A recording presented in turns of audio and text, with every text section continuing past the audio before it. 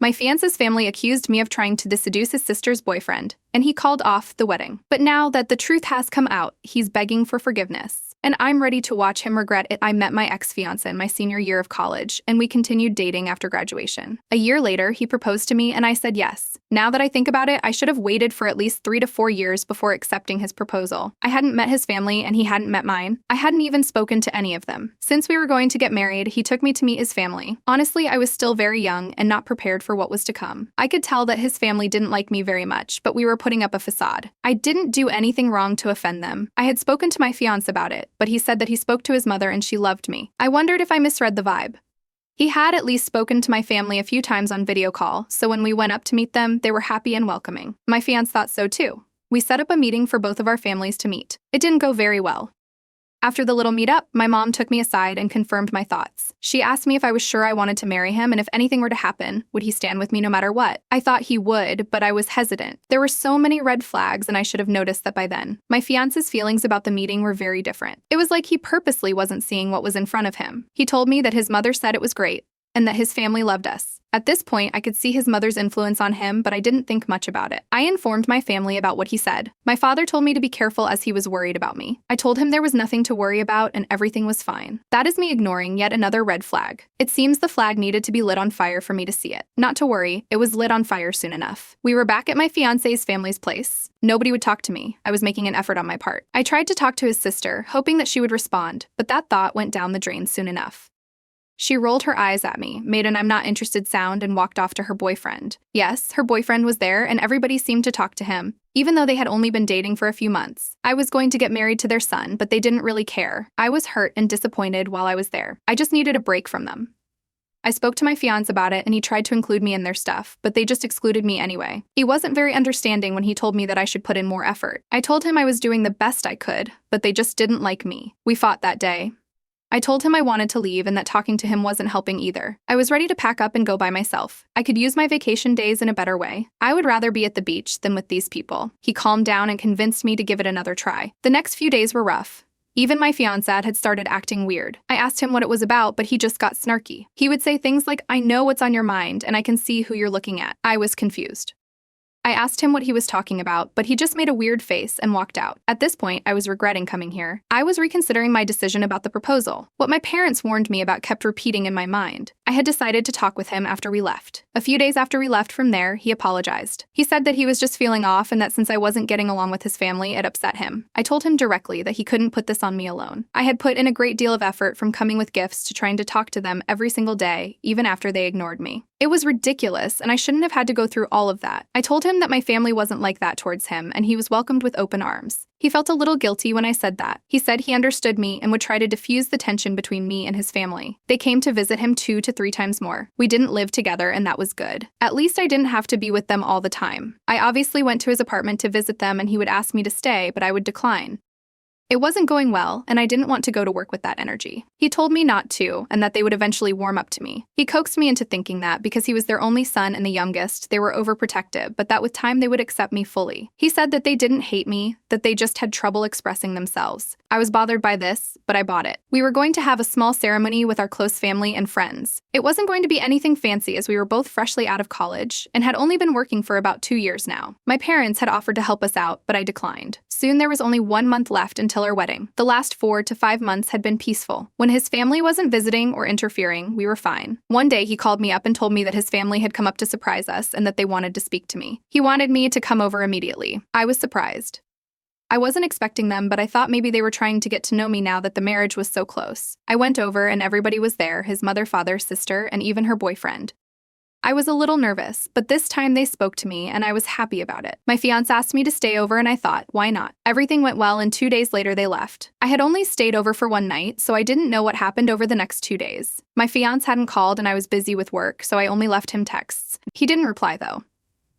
I thought that he may be busy because there were so many people at his apartment. Soon enough, he texted me that they had left and that he wanted to meet up with me at his house. I went over and tried to kiss him, saying I missed him, but he pushed me away. I was confused and asked him if he was okay, and he straight up told me that he was breaking up with me with a blank face. I stood there at the entrance of the hallway in shock. I responded, "What?"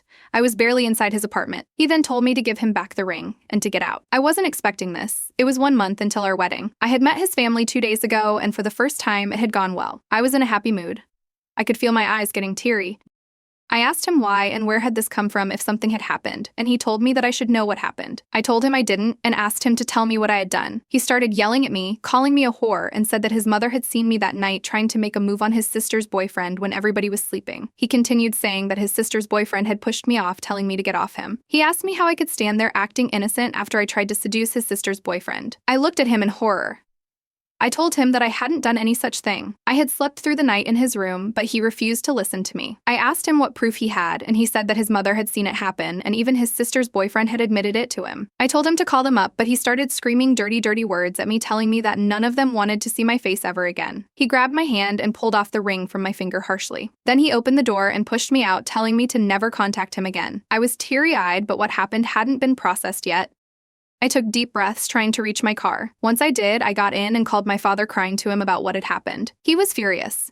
He told me he was coming down immediately. My mother was there and took over from him, trying to calm us both down. She asked me to take an Uber as she didn't want me driving. I didn't want to leave my car there because I didn't want to come back. I was probably in my car for about an hour before I calmed down. I was still talking to my parents. I eventually drove back to my place and called my best friend up. She came over and tried to comfort me, telling me she never liked him in the first place and that he was a mama's boy. She told me that if he loved me, he would have believed me. She said that I deserved way better than him and called him trash. I agreed with her.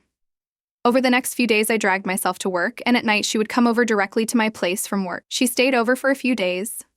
I blocked and deleted his number from my phone. He had hurt me badly, and I wanted to leave him in the past. Time passed, and it had been 4 months since it had happened. I had gone down to stay with my parents. I had a little meltdown on the day that I was supposed to get married. My family was there with me. Around 5 months after the breakup, my best friend asked me to move in with her into her brother's apartment. She said that he didn't use it much and that we wouldn't even have to pay rent because he needed someone to take care of it. I was down. 10 days later, I moved out. Her brother's apartment was in a fancy building, and I got to live there for free with my best friend. This is the best thing that had happened to me in months. When we were young, I had a stupid crush on her brother. He was 8 years older than me, so he didn't notice. I hadn't seen him in years. A few months passed, and I was back to normal, feeling the spark of life. I had completely moved on from my ex. During that time, her brother had come back to the apartment. I'm not going to lie, he was very attractive. One night, we had gone out clubbing, and I drunkenly confessed my attraction to him. He just opened the door and casually stood there, asking me if I was ready for our date or what. I was disheveled. I could hear my best friend's laughter from the hall. We did go out. Happy dance. It had been 2 months since we were dating. I had recently gotten a promotion. One day when I got out of work, I waited outside for my date, BFF's brother, to pick me up. He had dropped me off at work, and we had planned to go out tonight. I texted, and he told me he had parked around the corner and would be there in 5. So I walked out and waited for him, and suddenly, unexpectedly, my ex showed up. He tried to touch my hand, but I moved away from him. I didn't want him anywhere near me. He had caused enough crying and hurt in my life. He tried speaking to me, but I told him to go away. He kept blocking my way, asking me to listen to him, and kept apologizing to me. I didn't reply and just texted my boyfriend to come soon. My ex started rambling on, saying he believed me now and that he was an idiot. He said that his sister had broken up with her boyfriend, and now her boyfriend had spilled all the beans on what had happened, which was nothing. He said that his mother and sister had planned it all, and he went down there to confront them and made them confess. I told him it didn't matter. I told him to leave me out of his affairs, as we didn't know each other anymore. By this time, my boyfriend had pulled up to the side of the road and came out of the car. He looked at my ex. He didn't know who he was. I walked up to him, and he kissed me, asking me how my day was. My ex came behind me, calling out to me. I turned around and told him that a year had passed and I had moved on. He should do too. We got in the car and drove off. My boyfriend had realized who it was. He asked me if I still wanted to go out, and I said yes. My ex didn't have much of an effect on me. Over the next few days, my ex still showed up at my workplace, begging me to speak to him. I told him not to show up anymore and that I wasn't interested in talking to him. He kept asking me if we could start over and that he wouldn't repeat his mistakes. I told him it was too late for that. I reminded him that he and his family had accused me of cheating and he had sided with them, and the fact that I was still being polite to him after all the names he called me was way more respect than he deserved. I don't know what to do to make him go away. 1 month later, my boyfriend confronted my ex. It was a heated conversation, but it looks like my ex got the message. He hasn't shown up since then.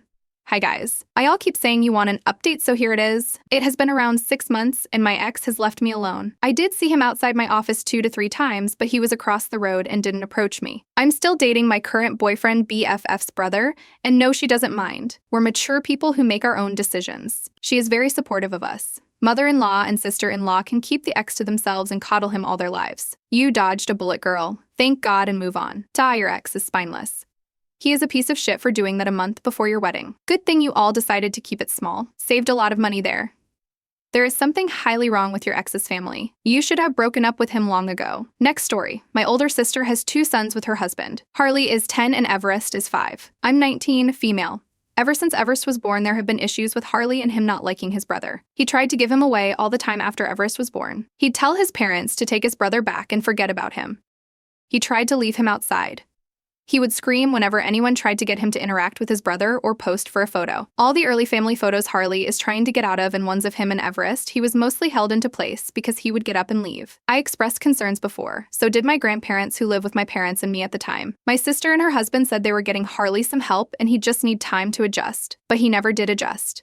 He doesn't want to be around Everest. He rejects him repeatedly, ignores him, yells at him when he asks him to play or for a hug. Everest gets so upset with his brother getting mad at him, and he also gets upset when his brother is there and won't talk to him. Sometimes he will not talk to him at all in a day. I have seen it before. I've also witnessed Harley try to lock Everest out and all kinds of stuff. I brought it up again more recently, and I was told all siblings bicker and sometimes they are close. Harley has told me before he doesn't ever play with his brother, doesn't ever want to be in the same room as him, and will never like him.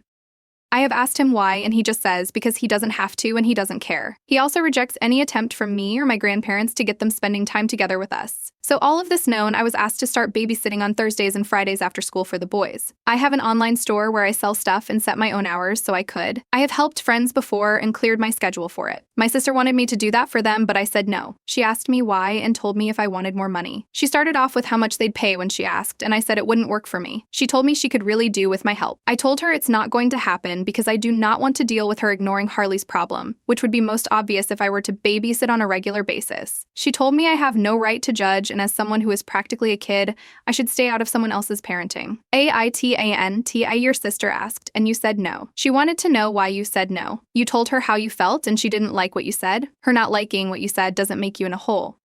It seems like Harley has a lot of issues. I don't blame you for not wanting to get in the middle of that. Someone who is practically a kid obviously doesn't have the skills needed to navigate that minefield. I'm being snarky, but until Harley's issues are addressed, your sister is going to have a hard time finding a babysitter for her boys. I really hope she's getting Harley the help he needs. It's a lot easier to work on these issues now. As he gets older, it would just get harder. NTA, she can pay someone else to be liable for any accidents that might occur between the kids while the parents are away. She makes it sound like no one else can parent her children. That means the babysitter has no power when dealing with issues. What is she expecting?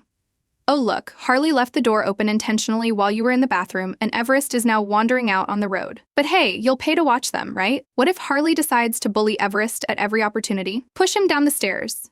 Can't tell him no. You're not allowed to do that, but guess who has to assume all those consequences? Yep, you would. I feel like parents forget that siblings can be abusive too.